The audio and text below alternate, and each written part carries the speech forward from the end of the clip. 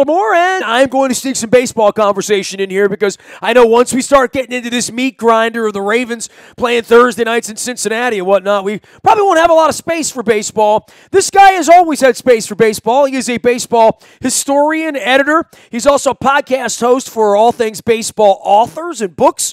He is also a lifer Orioles fan. He is down in Asheville, North Carolina, but originally a lifer Oriole fan from upstate. That's correct, Justin. Am I right in saying that, Justin McGuire? Yeah, I grew up in Rochester, New York, back when the Red Wings were the Orioles affiliate. And so it was like never thought to be a Yankees fan or anything like that. Because I know in New York, that's sort of all over New York. People sort of adopted Mickey Mantle, and then their kids did, sort of, kind of, right? Yeah, I mean, it was like, especially when I was growing up, though, there was a lot of Orioles fans because that was back when the Orioles were always good. This is in the 70s, you know. I remember. So, yeah. So that was an era when a lot of Rochester people picked up the Orioles. All right, man. Well, we've talked many, many times. You've been watching baseball as long as I have. Good thing you're a craft beer lover. There's going to be a lot of beer. We're going to have more beer than victories as Oriole fans here in the coming years. This is the first time I've had you on since the real mess, and I know you and I have been at this for years now, trying to be predictive of where this thing is going. I think the last time we talked, we knew the season was over, but Machado was still an Oriole. It's been 2 months or whatever. It's been a very tumultuous 2 months, and there's not going to be any report card on any of this anytime soon, but I still don't have a clear direction for the franchise and who is heading it up. Well, yeah, the who is heading it up part, that's the big question, as we've talked about many times. It's not clear who's actually in charge of the Orioles, and it hasn't been for some time. The one thing I would say is that I've found somewhat encouraging, I guess, is that during all these this trade activity, this flurry of trades that were done in July, it seemed like Dan Duquette really was the man in charge. I mean, he was certainly the public face of it. He was the one making the statements. He seemed to be saying the right things. It seemed as though he really was the one making the decisions. And if Dan Duquette is going to be allowed to actually make decisions and not have to defer to the ownership, I wouldn't mind having him back, honestly. I think that wouldn't be a bad move. Whether they have that in mind or not, though, who knows? I mean, the real issue is who could they hire? You know, you're going to throw him out on the curb. Who are you hiring, John and Peter Angelos and Lou? Who's coming here and saying, yeah, I'm moving my kids and family to Baltimore for the next 5 years to run this place where nothing good is happening here right now, other than, you could be sitting on the number one pick if they lose enough to Kansas City this weekend, right? Yeah, I mean, they're definitely sitting on the number one pick. They're sitting on probably high draft picks for at least the next few seasons. They've got a farm system that has been revitalized somewhat. It's still not one of the top farm systems in all of baseball, but it's getting a lot closer than it was. I mean, they certainly have a much deeper farm system than they had even a few months ago. The future, if things are done right, this team does have a future after a few years of misery, but again, it always comes back to, are they going to do it right? Are they going to put a person in charge who is allowed to make the decisions and who is allowed to put teams on the field that aren't going to be competitive for a few years in the hopes that it builds to something good in 3 or 4 years, the way the Astros did it.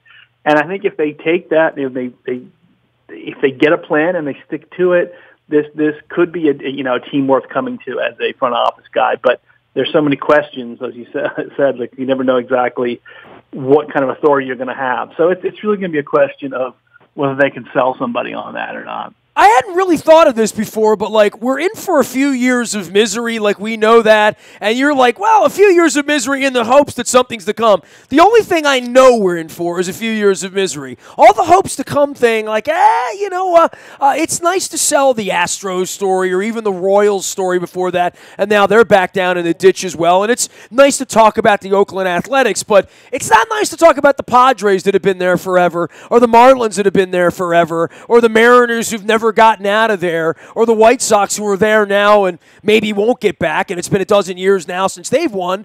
It's, once you go into this thing, and this is, this is something that really frustrates me here with the baseball literacy of the fan base here, is that they're like, well, you have to bust it up. No, you don't. You only have to do this and lose 120 games when it's so utterly mismanaged and hopeless that you have to set the dumpster on fire. And not everyone creates a dumpster that they have to set on fire. Most teams try to compete, and I don't know that the next couple of years that the goal is going to be to compete here. And certainly with the Yankees and the Red Sox, it adds a whole different twist here that you're Haiti trying to play soccer with Brazil and Argentina, you know? Yeah, well, I think I'll disagree with you to an extent there that I think they should not have a goal of competing over the next few years. I don't think that makes any sense given where they are. They're not going to compete. They're in a division where, even if they made some free agent signings and some trades over the off season, I mean, best case scenario is maybe they're a team that loses 95 instead of 105. It doesn't make any sense to put a lot of resources into competing over the next few years, in my opinion. Oh, I don't disagree with you, but then what do you sell? I guess then the question is, what do you have other than current misery with this dangle that maybe will win? And and again, that there's no magic elixir for that. They might win, sure. But they're definitely going to lose. Yeah. I mean, you're right. There's no guarantees at all, and there's certainly no guarantees if they don't do it the right way. If they go about it in a half-assed way, or they don't come up with a plan that makes sense. And in terms of what they sell, the only thing you can sell under those circumstances is hope. I mean, we go back to the Astros, and of course the Astros was the best case scenario. But the reality is they had terrible attendance for several years. They had terrible TV ratings for several years. And they just decided they were going to live with that. They just decided it doesn't make any difference what we do in 2013 if we lose 95 games or we lose 110 games. It really is not going to matter by 2017, 2018, if this thing works right. And I think that's the attitude you have to have. You have to understand there's going to be years of just there's nothing much on the field for fans to get excited about except the future. I think that's all they have to sell at this point. Well, and being overmatched every night, we've watched that now for 30 days, and I know you're doing your podcast, and this is a great chance for you to promote what you do as far as your Oriole knowledge and love of the team and depth of the team, and we're all becoming experts on Bowie and Delmarva now, aren't we? Yeah, exactly. I have put so much focus on the farm system really almost the entire season, certainly since about May when it was clear that this team was going nowhere. I'd say, at least half my episodes, maybe more, are devoted to farm system, draft, the future-looking stuff, because there's nothing to talk about in the day-to-day stuff at this point. You know this. What are you going to say? Okay, well, they lost again. There's another 8-game losing streak. It's not fun to talk about it. It's not particularly productive to talk about it because the players who are on this team right now are not going to be the players who are here the next time the team's competitive. So, what do you say about them? I mean, what do you say about these retreads and minor leaguers and has-beens that are making up the roster in 2018? There's nothing. Yeah, it's really about it comes about the farm system and about the draft next year and about the trades they made for prospects. That's really been the focus of my podcast this year, and I think will continue to be for the next several years. Well, and then there's Cedric Mullins, and there's every at-bat, and every time he scales the wall, and every time he looks like a left-handed Al Bunbury, which is kind of cool for a guy like you and a guy like me, right? We're watching that, but for every one of those, there's a Jimmy Yacobonis, and there's some other, guy that looks like, we don't need another sixth starter around here, honestly. Yeah, I mean, I think Mullins is clearly the one guy who has debuted this year who may have a future with this team. I don't think anybody else does. Mullins, I think, has shown signs that he's certainly capable of being a capable Major League Baseball player for years to come. Defensively, he's good in center field. He's got speed. Offensively, he's looked pretty solid so far. I really like his poise. He seems to be a guy who's not been intimidated by being in the major leagues, not freaking out on being on a bad team. He seems to really have a lot of maturity, and it makes sense because he's a guy who has had to really work hard to get where he is, and he's not taking any of this for granted. So I think he is like maybe the one bright spot this year. But yeah, you're right. The other guys coming up, these pitchers and I mean, even David Hess, who had a good game recently, I don't see much of a future for him. And that's why I really do look down on the farm and look at the guys down there who maybe are going to be part of this future, the Ryan Mountcastles and the Yosniel Diaz's, some of those guys and some of the pitchers who possibly could be part of a good team in a few years. Justin McGuire covers all things baseball, books, and podcasts, and Orioles out on the web. You can find him out on Twitter at JMcGuire. That's McGuiremLB, from the fighting city of Asheville, North Carolina, where you can just sort of hang out and drink craft beer and watch the mountains turn white here this winter. For the Orioles, and I guess where they are versus the Yankees and the Red Sox, they're going to fade here in the next couple of weeks, and we're going to see playoff baseball and kind of see how far away we are. This Red Sox thing, we've seen enough of them this year now with the Yankees coming through and giving the Orioles a haircut over the weekend as well. I look at those teams and I say they're going to get richer. Machado, Harper, one of those guys is going to join one of those two teams before they lose anything else. They're probably going to go out and load up with another pitcher in the offseason. The Yankees' prospects are getting better. That's the part that's so frightening to me. It's not that could the Orioles be good enough to be as good as the Rays are this year.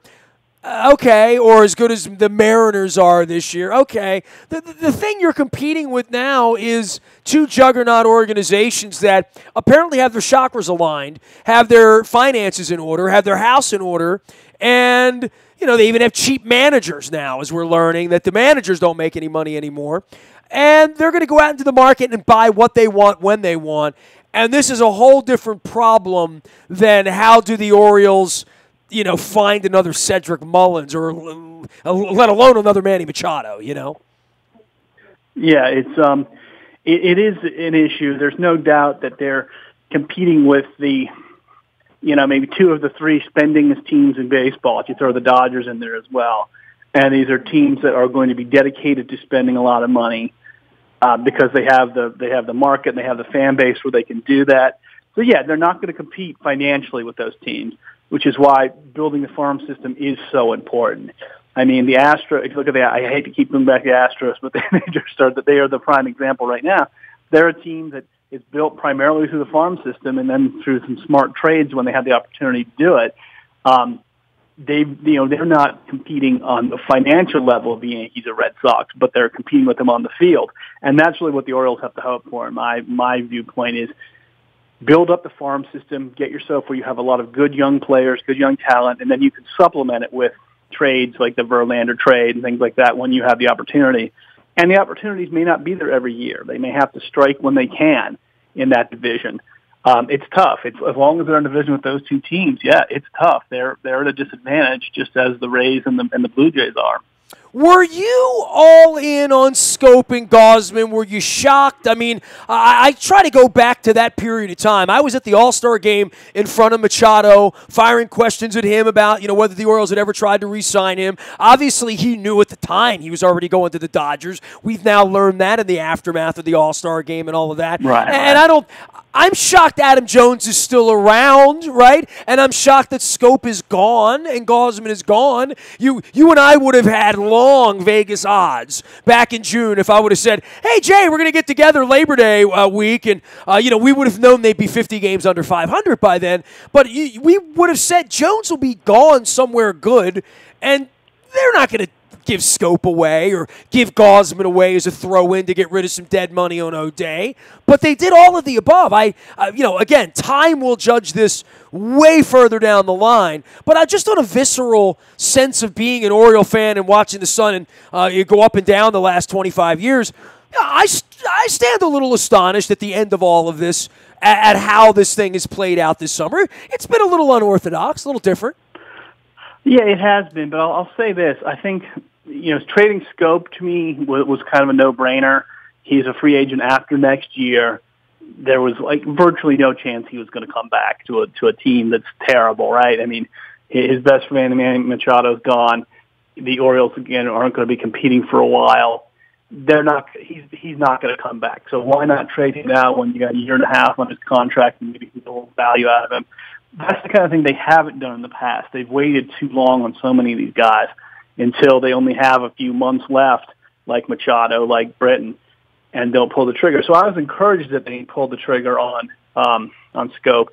I was a little bit surprised with Gausman simply because I felt like they needed some arms. You need some pitchers just to, even if you're not going to compete. You need guys to absorb innings. And Gausman still had a few years left on the contract and was certainly affordable. So I was a little bit surprised they decided to trade him.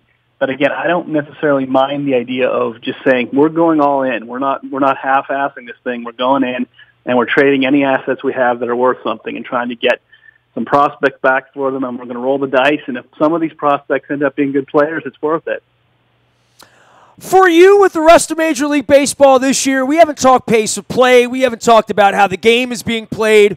Obviously, there's a malaise in Baltimore. I don't need to tell you that. But I was on my way back from Pittsburgh, actually on my way back from Canton, Ohio, Ray Lewis weekend, and we had 150 Raven fans out there. Half of them took the express bus back and skipped the game at PNC Park against the Cardinals on an ideal 76-degree, puffy cloud regatta day in Pittsburgh with door-to-door service. So, first thing, people don't even want to go to the games. I went and sat in upper deck in right field. I watched the first 5 innings, 6 innings of the game just from a looking down on the field and seeing how much shift is going on in a typical National League game.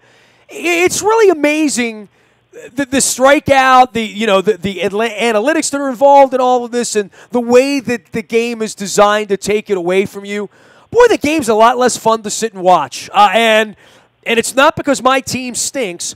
I'm going to be interested come playoff time how fascinated I am by the mano-a-mano matchups. But over the long haul of a season where everybody's either striking out, hitting a home run, or trying to hit a home run, it's not as interesting a game, certainly from bang-bang plays, defensive plays, putting the ball in play, making people throw you out, making people catch the ball, making people run, making people think, make decisions, run downs, stolen bases, bunts, hit and run, all of that's gone. And I just don't think it's as interesting a game. Yeah, and I always find it tough to have a strong opinion on this because on one level, I agree with you.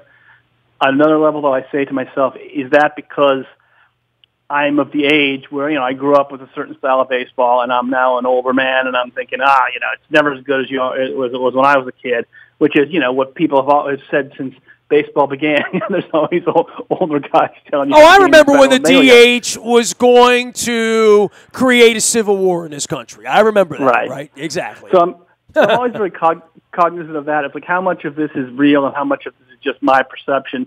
But I do agree with you. I think, the strikeouts and the lack of base runners is a problem for me. The lack of, singles, doubles, triples, where so many homers and walks. Aesthetically, it's not as pleasing to me as a fan, and I think a lot of other fans feel the same way. It's a tough thing because baseball is always changing. It's we know enough about baseball history to know it never stays in place. There's always changing things, and at some point things may change back. There may be reasons that things don't continue in this direction, but it's tough when you have so many. I mean, part of it is honestly just the talent level is so high now. There's so many pitchers who can pitch 97 miles an hour to 2 batters out of the bullpen, guys you've never heard of. Every bullpen, even the bad teams, have 3 guys like that. And that's one of the reasons you get so many strikeouts is you don't have guys pitching into the 8th anymore and running out of gas. As soon as you get into those late innings, you're facing guys who just can throw faster than anybody we remember as kids, And it's just it really is. It's I don't know how you overcome that exactly, but I think that's a part of the problem. It's just almost like the pitchers have got too good. Well, then they start pinching pennies on where to spend their money. This offseason is going to be fascinating for Adam Jones, for Manny Machado, for Bryce Harper, for anyone hitting the market this offseason to find out what their value is going to be. Nick Markakis, another guy having a big year, from our past. I didn't understand the last offseason if it wasn't collusion. I know the game is awash in money right now and the band money and whatnot, even though the stadiums look like empty game show studios, quite frankly, in a lot of cases. I don't know what to make of all of this, but I know there's going to be a significant number of teams, the Orioles being one of them, that simply aren't going to try this offseason. That's going to change the market a little bit, but I think when the Yankees start floating in their money, I think when Andy McPhail starts throwing around the mad money of Philadelphia here this offseason and they try to get serious about winning, we're going to see an interesting offseason, and I think, to your point, it's going to be unique. It's not going to be like anything else we've ever seen. There's going to be a real have-not offseason as far as I can tell. Yeah, you're absolutely right. I mean, this part of it is, the Orioles went into this season sort of, kind of trying to contend. They weren't completely tanking like some of the teams were, but of course it ended up being a tank at this point, and next year certainly will be the same. And again, I think there's going to be about a third or so of teams that just aren't going to be trying to win. Everybody is trying to capture that Astro model, where you get bad enough and don't spend any money until you're good again. And everybody's trying. Of course, the problem is if everybody's doing that, it's not going to work for everybody. It's like there's a certain point if everyone's trying the same strategy, only a few teams are going to emerge from that with the way the Astros did. But yeah, I think Manny Machado and Bryce Harper will be fine. They're going to have people lining up for them. They're going to make a ton of money. It's the guys below that level, pretty much everybody else, that'll be fascinating to watch because. Again, I just don't know how much people are willing to spend on guys who aren't superstars. You know what I mean? Well, they're not. If you're not a game changer, we'll bring the next guy up quad A and put him in there. Exactly. And that's been a recipe to at least save money when you're not that serious about winning. And I think that's the hardest part. And I think that's the hardest part of this time of the year where I go around the NFL, and maybe I've watched too much Hard Knocks or I've been hitting the head too many times, but I can make a case for the Cleveland Browns being 4-4 at the turn if they play well, and they're the worst team in the league, right? Other than the Jets, maybe a handful of other teams, the NFL begins with sunshine and bonnets. The NBA begins with two teams having a chance to win. But baseball's next in line where, I don't know how many teams are going to go to spring training next year believing they have a chance to win. I think we're getting back into that weird spot back when you and I collected baseball cards when we were kids and we're like, why did these teams play at 38 games under 500 year after year after year? That's how Washington lost the Senators twice, right? Nobody wants to be in that circumstance. And then, I guess for Major League Baseball this offseason, it's going to be a reset period, too, for what the new contract looks like for Machado and Harper. Because if they're not breaking the bank, who is? Yeah, and I think they will. I think particularly our old friend Manny Machado is going to do very well in this market.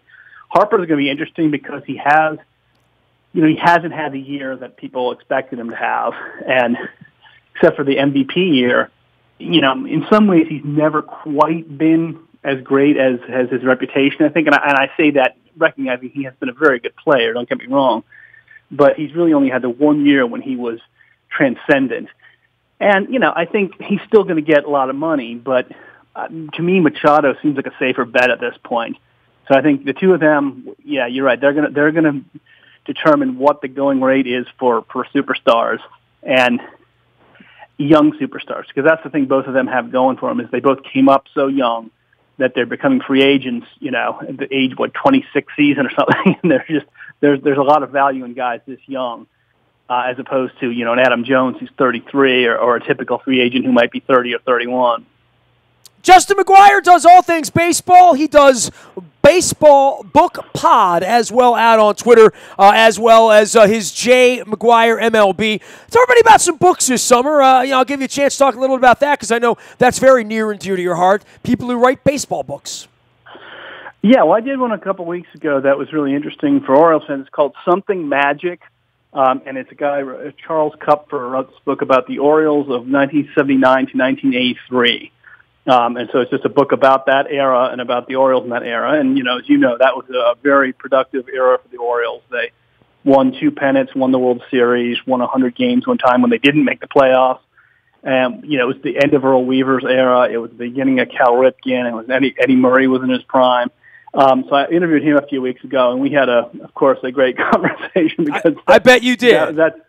that's right in my wheelhouse. That's when I was like 10 to 15 years old, and was, an intense baseball fan as you can get. And so I love that one. That was a lot of fun, doing that one. I did one a little bit earlier in the year, autobiography of Davey Johnson. I talked to his co-author. And, of course, a lot of it focused on his Mets years. But, Davey Johnson was an excellent Orioles player, and he had a couple of years as the Orioles manager, so there's a lot of Orioles stuff in that one as well.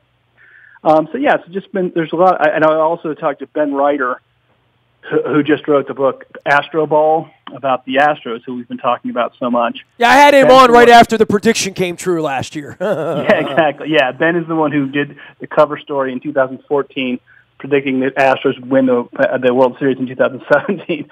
So he capitalized on that by writing a book, and it's a fun book. It's a good read. It's a fairly short book. You can get through it quickly, and for Orioles fans, it might be interesting just because it does talk about the approach that Jeff Luhnow and the Astros took in their rebuild, which is what the Orioles are facing now. So that might be of interest to Orioles fans as well. Baseball books aplenty, and he's got Baseball Book Pod out on Twitter. He's Justin McGuire, baseball historian, Orioles fan, and beer drinker. We will send everybody out to Jay McGuire, MLB. Great to visit with you. I wish over the next couple of years you and I were getting together once a month and talking about pennant races and, who we're playing this weekend and who the starting pitcher is, what an idiot Buck was for leaving that guy in the seventh and not making the pitching change and all that. But those days are gone for a little while. Instead, we'll just wind up with our little orange and black noses pressed up to the glass, watching the world go by and wondering who our next good prospect's going to be, right? Yeah, that's going to be the reality for Orioles fans for the next few years. And like I said, hopefully they'll do this rebuild right, and maybe in 3-4 years we can be talking about a contending team that has a real chance to make the postseason and do some damage. Keep the faith, Justin McGuire. We'll still have an off season around here. I'll call and we'll yell and scream about the new manager too sometime soon. Yeah, exactly. Well, that'll be something to talk about in the offseason. Well, never a dull moment around here. As long as the Ravens keep winning, the Orioles can hide. But, Ravens season ends, all of a sudden it's baseball around here. We'll see you soon, Jay. Be good, man. Justin McGuire of Baseball Book Pod and formerly of Sporting News, but you can find him out on Twitter right now at Jay McGuire MLB. You can find me out on the buy at Toyota.com Audio Vault 24 hours a day from anywhere in the world on your mobile device by downloading the TuneIn Radio app. We do come in crystal clear from anywhere in the world. I am Nestor. Nasty at WNST.net reaches me. We are WNST.net, AM 1570, and WNST, Towson, Baltimore, and we never stop talking Baltimore sports.